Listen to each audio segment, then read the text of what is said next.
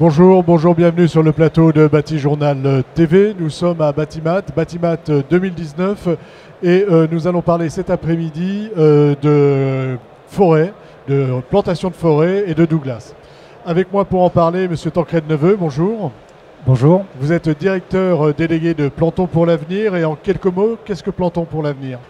Plantons pour l'avenir est un fonds de dotation, c'est une structure à but non lucratif, une structure de mécénat qui collecte des fonds pour accélérer le reboisement en France.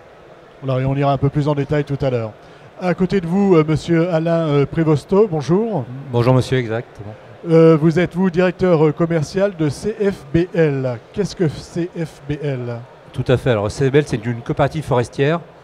Donc on fait de la forêt avec un grand F, en partant de la plantation, en proposant de la gestion à nos adhérents et aussi de la récolte de bois.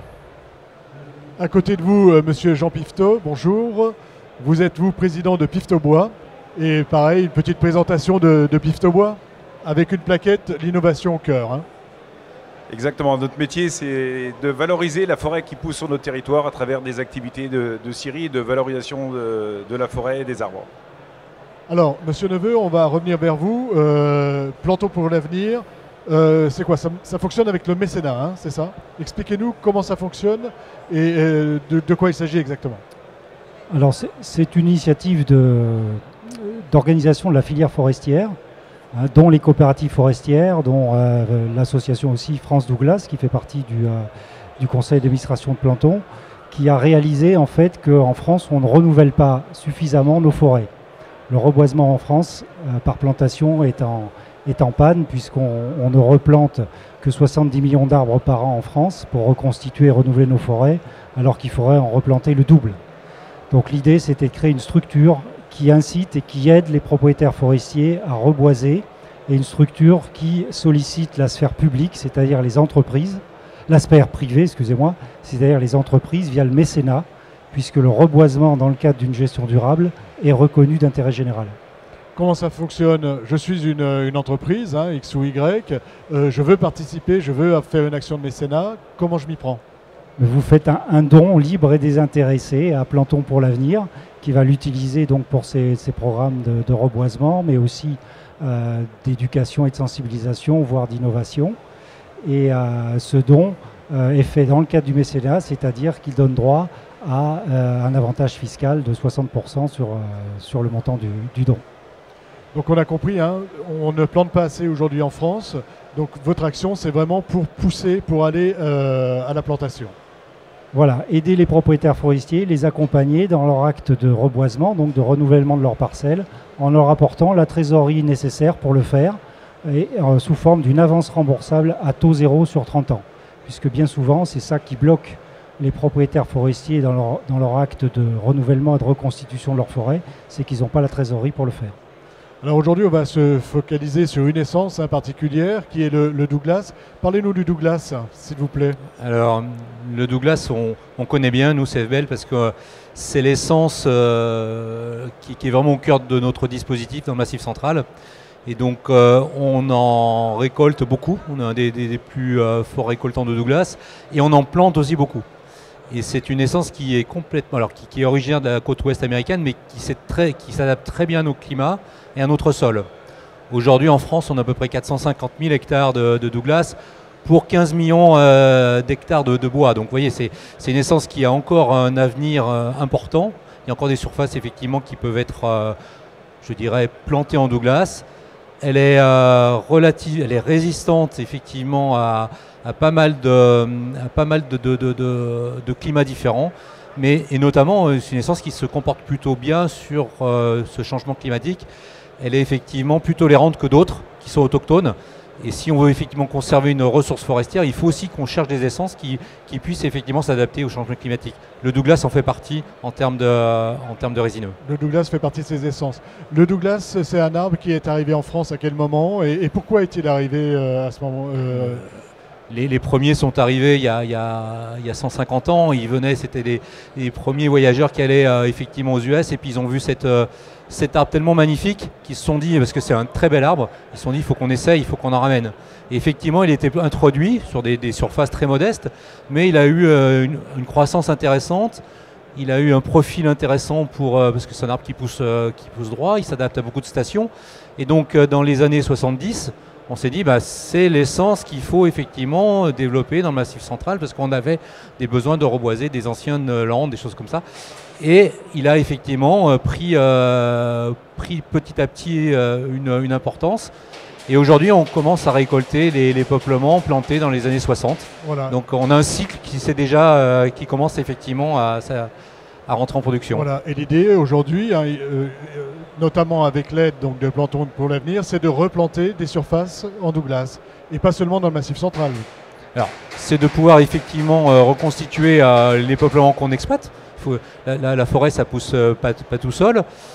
On a des problématiques aujourd'hui de maladies dues justement au changement climatique, d'insectes qui prolifèrent dans l'est de la France. Et on a des surfaces... Le scolite, c'est ça? Scolite, voilà, tout à fait. Et on a des surfaces importantes qu'il va falloir renouveler. L'épicéa n'est pas à sa place, et plus à sa place sur des terrains notamment en faible altitude. Et le Douglas va pouvoir, entre autres, alors peut-être pas que le Douglas, mais le Douglas va pouvoir effectivement avoir un intérêt majeur pour la reconstitution. Voilà, il ne s'agit pas de couvrir toutes les surfaces disponibles en Douglas, on est d'accord. Je vous ai donné les pourcentages. Aujourd'hui, effectivement, on a en monoculture, et on a plus une monoculture en surface de chêne que de Douglas, mais les forestiers sont sensibles aussi à des reproches ou à des observations qu'on peut faire, et on ne fera pas n'importe quoi. D'une part, on ne peut pas le planter de partout. D'autre part, effectivement, il faudra l'introduire en mélange par moment, il faudra garder des paysages ouverts. Donc on est conscient de ça. Nous, forestiers, on est conscient de ça. Mais il faut aussi, effectivement, qu'on ait du bois pour les générations futures. Vous savez, aujourd'hui, les gens, ils demandent une chose, ils demandent de construire en bois, de se chauffer en bois. Pour faire ça, il faut bien en récolter. Voilà. Autrement, on ne sait pas faire. Difficile à comprendre parfois. Qu'est-ce qu'on fait avec le Douglas, Monsieur Pifto? Beaucoup de choses. Quel est l'intérêt déjà de ce bois? Qu'est-ce qu'on fait quand vous dites beaucoup de choses? Par exemple, donnez-nous quelques exemples d'utilisation. Le Douglas, c'est une essence très intéressante. D'abord, comme je vous disais tout à l'heure, elle fait partie de nos territoires. Donc, on se doit de l'utiliser. Et l'avantage du Douglas, c'est qu'il a des caractéristiques mécaniques supérieures aux autres essences. Et aussi, peut-être son atout le plus important, c'est sa durabilité naturelle. Il y a toute la partie du duramen de l'aubier qui éclase trop naturellement sans l'utilisation ou sans l'ajout de chimie pour se défendre par rapport aux insectes et aux champignons. Donc, normativement, il n'est pas suffisamment reconnu parce que ces états ne sont pas complètement validés par les centres techniques, mais l'association France Douglas travaille à ça. On a déjà fait des pas en avant, mais c'est vraiment une essence qui répond à la demande de la construction de demain. Résistance mécanique et durabilité naturelle qui va pouvoir nous permettre de se passer de chimie sur le traitement du bois dans les bâtiments. Parce qu'il y a un avantage non négligeable. Ouais, c'est un super avantage, c'est un super bois. En plus, il a une bonne révolution, il pousse assez vite, donc il a une captation de carbone très très forte. Et pour la régulation du climat, la régulation de l'hygrométrie, des forêts qui fonctionnent, qui poussent, ça décarbone l'atmosphère, donc c'est une participation très très importante sur le climat et la pollution. Et donc, en termes de construction, nous sommes ici à Batimat, on peut l'utiliser pour quoi?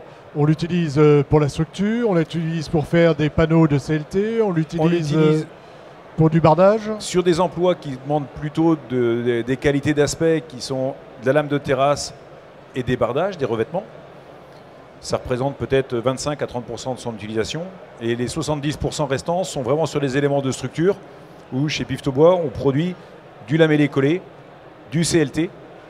Donc on est sans doute les premiers à fabriquer du CLT en Douglas. Parce que dans les usines de CLT, c'est plutôt les Autrichiens, ils sont en épicéa. Donc on va pouvoir offrir un CLT classe 3, durable, sans chimie. Donc ça va vraiment être une innovation et une avancée. Donc c'est un bois de structure par excellence. On lui fait reconnaître ses caractéristiques mécaniques. Sur le CLT, un CLT en Douglas, c'est le CLT qui a au monde les meilleures résistances mécaniques à épaisseur égale. D'accord, donc on est vraiment sur les caractéristiques de ce panneau. On parle du panneau, mais on parle de Pin-Douglas ou de Douglas? Est-ce que j'ai dit une bêtise? J'ai failli dire Pin-Douglas. Alors nous on dit Douglas. D'accord, donc on dit Douglas. Il s'appelle Pin d'Oregon, il peut s'appeler Pin-Douglas, voilà. Mais on l'appelle Douglas pour pas... D'accord.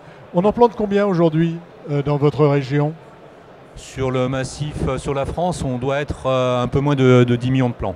Un peu moins de 10 millions sur la France. Et ce qui serait bien, c'est d'arriver plutôt à 15 ou entre 15 et 20. Entre 15 et 20. Ça, comment on fait comment vous poussez à la plantation du Douglas? Est-ce que parce que vous ne vous intéressez pas qu'au Douglas, plantons pour l'avenir, comment vous mettez en avant cette essence particulièrement? Alors, si vous voulez, cette essence est mise en avant par les conseillers forestiers qui accompagnent les propriétaires sur chacun des territoires où ensuite Plantons pour l'avenir est sollicité. Donc Plantons pour l'avenir n'intervient pas directement sur le choix des essences auprès du propriétaire, mais chaque propriétaire qui sollicite Plantons pour l'avenir doit être accompagné d'un technicien forestier, expert forestier ou ce qu'on appelle les gestionnaires forestiers professionnels, qui sont donc les personnes qui connaissent parfaitement leur territoire. Et là où le Douglas doit être conseillé, ils le conseilleront de toute façon. Là où on peut l'utiliser, et il sera utilisé. Aujourd'hui, c'est la deuxième essence la plus plantée en France. Je voudrais qu'on revienne sur un aspect, sur l'aspect réchauffement climatique, adaptation au changement climatique.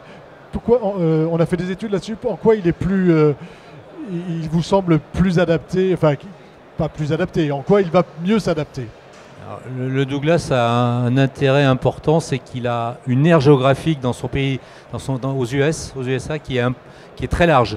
Donc il y a plus de 3000 km du nord au sud. Et en fait, on a donc un gradient de résistance. Il fait beaucoup plus sec en Californie qu'en Colombie-Britannique. Donc aujourd'hui, on sait trouver des souches. Le climat évolue, il faut qu'on s'adapte. Et on sait trouver du Douglas, effectivement, qui a des résistances particulières parce qu'il les a effectivement génétiquement synthétisées au fil des années, des millénaires. Et c'est ça qui fait son intérêt. Il a une aire géographique extrêmement vaste qui permet effectivement de trouver, en plantant génétiquement des Douglas du sud de son aire géographique, on est capable effectivement de planter sur des terrains relativement secs. Il a déjà une adaptation. Ça, c'est un gros intérêt.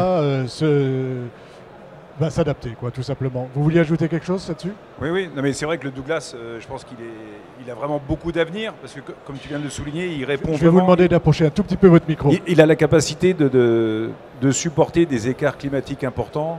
Il lui faut aussi beaucoup d'humidité. Donc c'est aussi un peu une chance pour la France. Parce que je pense que ce sera difficile d'avoir du Douglas dans des régions continentales, un peu plus à l'est. Et c'est comme je disais tout à l'heure, c'est un matériau intrinsèquement qui a des qualités vraiment supérieures à l'épicéa et aux produits concurrents. On parle souvent des produits autrichiens ou allemands. Là, on a vraiment une carte en France avec un produit d'une qualité vraiment importante. Voilà, parce que là, on ajoute aux qualités mécaniques l'aspect local. L'aspect local, la filière bois locale, les emplois locaux et le fait de pouvoir construire des bâtiments, je dirais sans chimie, sans traitement. Donc ça répond bien à la demande de demain. En plus, c'est un arbre qui a une très très bonne productivité, je pense, je confirme, de mètres cubes à l'hectare. Et que devant les challenges qui attendent la filière bois de demain avec le bilan carbone des bâtiments, il y a une demande de bois que l'on prévoit une augmentation très très importante. Donc c'est très important les initiatives comme Plantons pour l'avenir. On soutient Plantons pour l'avenir, on fait partie des mécènes, on est dans d'autres structures aussi, puisqu'on se doit de s'intéresser, de garantir des volumes de bois pendant 40 ans, 50 ans, 60 ans. Pour les 20 ans qui viennent, on n'a pas de souci. Je dirais même aussi pas suffisamment de bois aujourd'hui, à court terme. Mais par contre, on se doit de se soucier aujourd'hui. Donc il faut soutenir les initiatives comme Plantons pour l'avenir, c'est vraiment très important. Très important, donc plantons plus d'arbres, c'est le message. Ouais, c'est notre avenir, c'est clair. Une petite conclusion? Oui, une conclusion. Donc d'abord, merci aux mécènes qui accompagnent aujourd'hui Plantons pour l'avenir. On a plus de 120 mécènes déjà qui nous accompagnent, qui nous ont permis de collecter plus de 3,5 millions d'euros pour aider les propriétaires forestiers partout en France à reboiser. 3,5 millions d'euros, ça représente combien d'arbres à peu près? Aujourd'hui, c'est peut-être un piège, mais non, c'est pas un piège. Disons qu'avec une somme pareille, on peut reboiser à 3 millions d'arbres, voilà, quasiment. Donc c'est important. Ça commence à faire beaucoup. Ouais. On trouve toutes les informations sur votre site internet. Sur le site internet. Et puis donc en mot de la fin, plantons des arbres, mais plantons des arbres aussi. N'oublions pas, pour produire du bois, pour que demain on ait ce matériau bois utilisable pour la construction. Voilà. Pas planter l'arbre uniquement pour le symbole. Voilà, plantons-le parce qu'il va être utile. On est sans doute un petit peu en retard en France sur la plantation des arbres. Il faut savoir qu'il y a des pays qui plantent, qui en ont fait vraiment une stratégie d'État. La Chine, le Pakistan, l'Inde, l'Australie ont lancé des programmes de plantation, mais dans des proportions phénoménales, avec pour objectif premier la régulation du climat, réattirer les pluies et se doter ces pays-là demain d'une ressource naturelle, durable, pour alimenter la construction, l'énergie, la chimie, beaucoup de besoins qui sont aujourd'hui fournis par des énergies fossiles que demain on devra fournir avec des produits renouvelables. Donc une mobilisation nationale serait la bienvenue, beaucoup plus forte. Merci, ce sera le mot de la fin. Pas tout à fait. Je dirais, si par rapport à ce Douglas et par rapport aux actions des forestiers, si effectivement il y a des gens qui se posent des questions, on entend pas mal de choses sur la forêt. Oui. Nous, les forestiers, on est ouverts à les recevoir.